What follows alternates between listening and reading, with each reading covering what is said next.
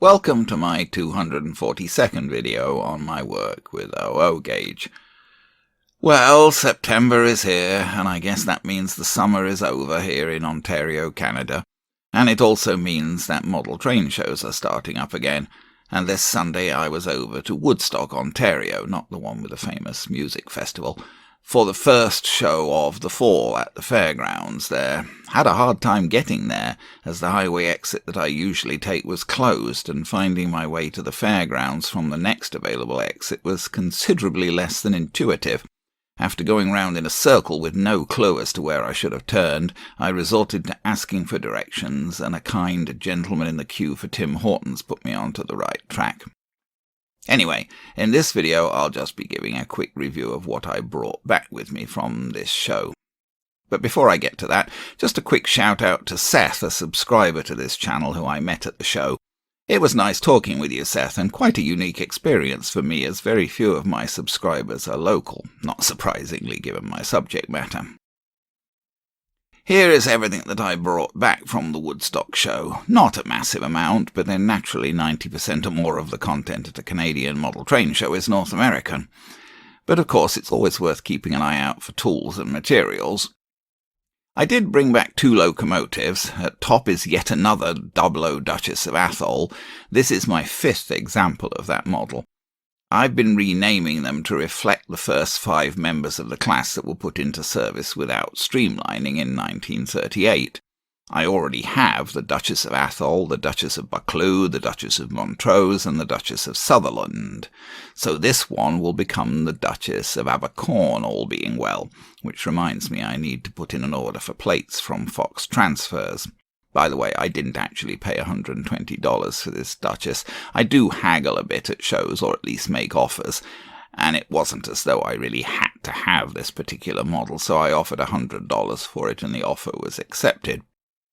The other loco seen here is not a mainline item despite the box. It's actually a kit-built model of an ex-Midland Johnson 240 tender engine, probably from the Ratio plastic kit.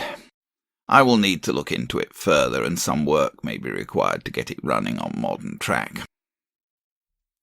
Here are a few wagons that I picked up here and there at the show. The Pico Wonderful wagon at bottom right is actually a kit. I got this from British Model Trains, and I actually tried to buy a number of these kits as I quite like them. But due to a glitch with the website software, it turned out that all except this one had been sold to another buyer. Oh well. I do actually have a couple more of these kits in the queue already, so it wasn't a terrible loss. The one at top right was also a kit, but it's already been built.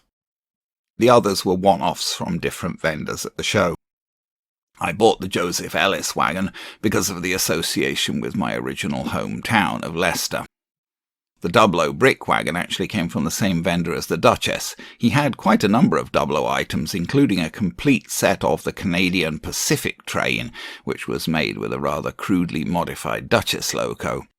I didn't buy any of his other items, as they didn't really fit with my preferred prototype of pre-war LMS operations. The 2 boxed wagons here are brand new items, which I bought from British Model Trains. I was specifically looking for these as an alternate type of LMS container wagon to the furniture wagons, of which I already have several. The items at the bottom are incomplete Triang chassis, which Nigel of British Model Trains let me have to contribute to a project I have in hand for restoring an old Triang item. I picked up these 2 bags of coal for an offer of $10 for both, as I like to use this type of coal in making up loads for wagons and tenders or loco bunkers. I hesitated a bit about buying this card building kit, as I don't really have room for more buildings on my existing layouts, nor do I have room to expand or build new layouts. I wish I did. Also, prototype models kits, although they accurately represent interesting subjects, are, in my experience, frankly a bit of a bugger to work with, definitely requiring a great deal more ingenuity and patience than Metcalfe or even super quick kits. But ultimately I did pick this one up, as its subject is so specific to my interests. It represents the LMS Goods Shed that was found at Upham in Rutland, a place I visited often. and my childhood homes were just off the Uppingham Road, the A47 out of Leicester.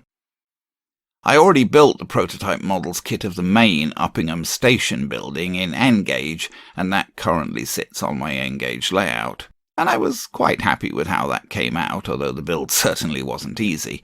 Maybe this one will be a little easier given the larger scale. Here's the Upham Station building on my N-gauge layout, seen from the back. The platforms are Metcalfe, just the building came from the prototype models kit. I also picked up this selection of tools at the Woodstock show for $2 each or $10 for the lot, which was really a bargain. None of them are really essential, given what I already have, but I'm sure they'll come in handy, so long as I can find them when I need to use them, which seems to be rather a problem with me and tools. Lastly, I got this gear puller from British Model Trains. I had actually asked Nigel to special order this for me as I really wanted one. This would be mainly for adjusting loco worm drives. And I bought the bottle of plastic solvent, as I do like to use liquid solvent glues such as this on plastic kits. Although this bottle comes with a brush in the lid, I'm not very keen on using a brush to apply liquid plastic glue, as it's hard to get the glue only where you want it. It can work sometimes, especially if you can brush from the back of parts and let the glue flow into the join, but generally I prefer to use a needle-type dropper to apply plastic cement. Still, I think that this may be useful even if I have to make some adaptation to dispense it. So there we are. I expect that these items will turn up one way and another in future videos.